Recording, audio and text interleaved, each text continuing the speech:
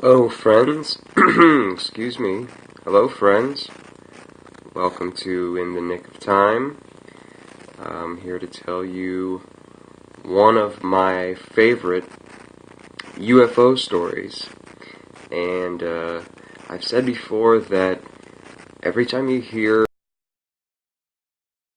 you watch a documentary, you always hear about Roswell. You always hear about the same UFO stories. You always hear about ancient aliens or Area 51 or Roswell.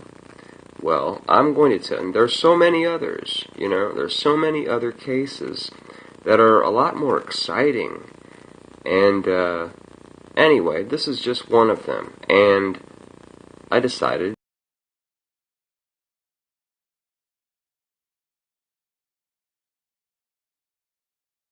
you. Okay, hold on here. Well, hello.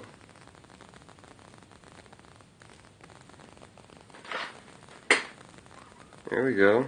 Oh, wow, look at me. Okay. Alright, listen. Here we go.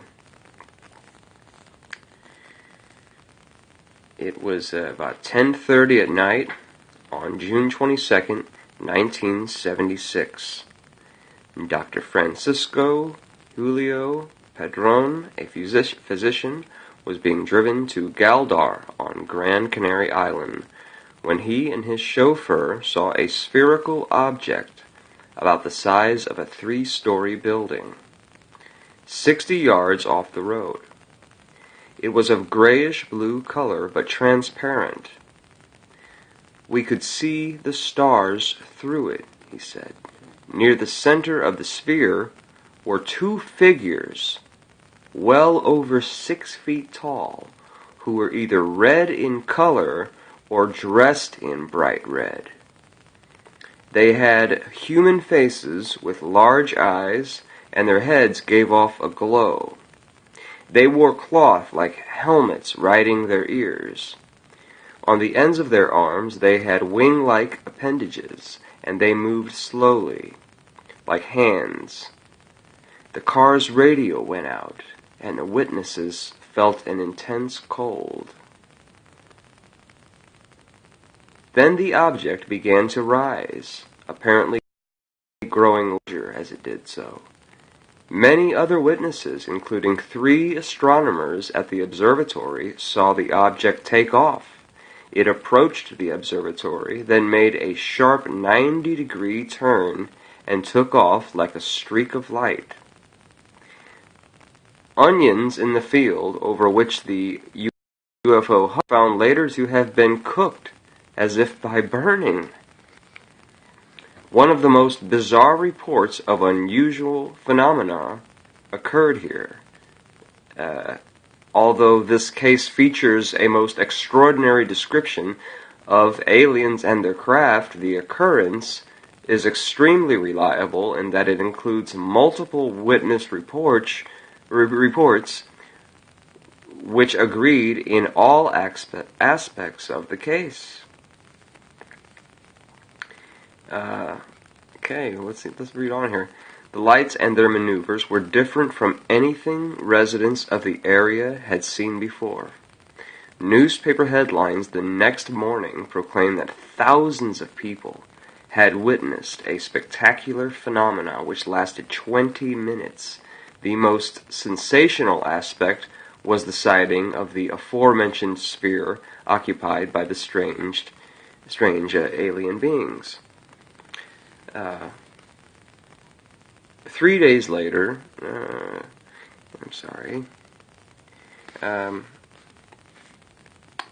the official Air Force report of the incident was headlined by depositions of 14 witnesses. All involved were in full agreement of what they saw.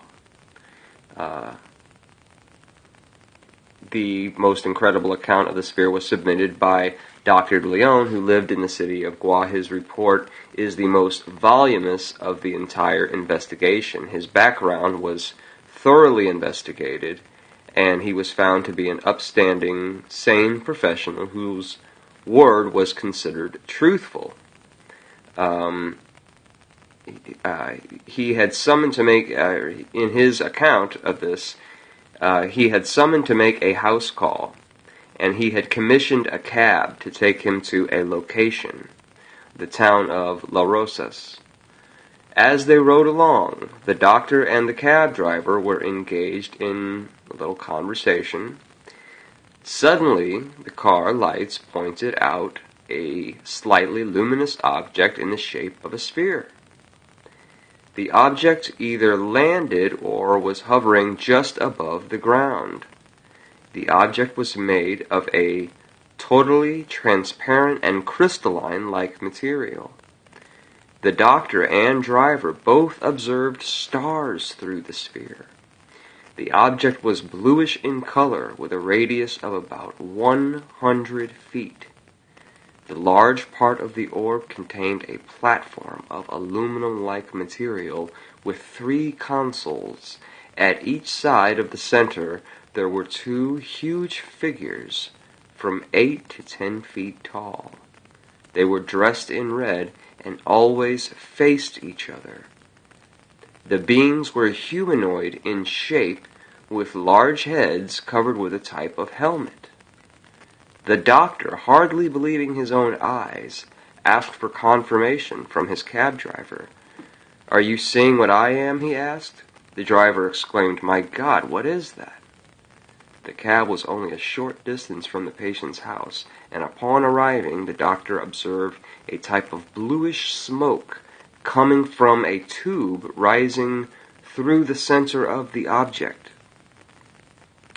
The doctor stated, "We were talking about hunting. As we entered the last part of the road, the car lights pointed to the sphere that was stationary and very close to the ground. I can't say for sure if it was touching it." Okay, I'm sorry, I just went into all that.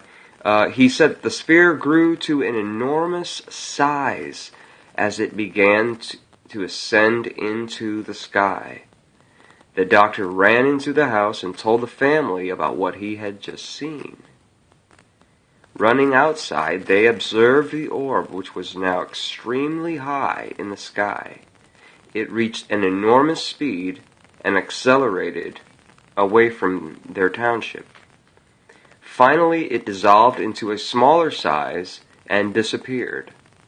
Another witness, a lady who was a relative of the patient, was watching television when suddenly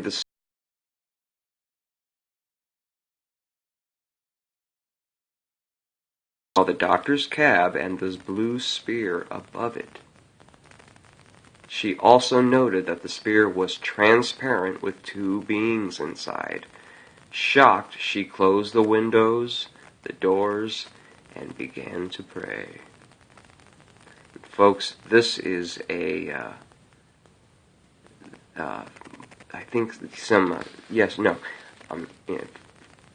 for sure that in 1994, files on this case were released, and they read just the way I read it to you. Nothing had changed, and no, as it says here, no other explanation was forthcoming on any official level.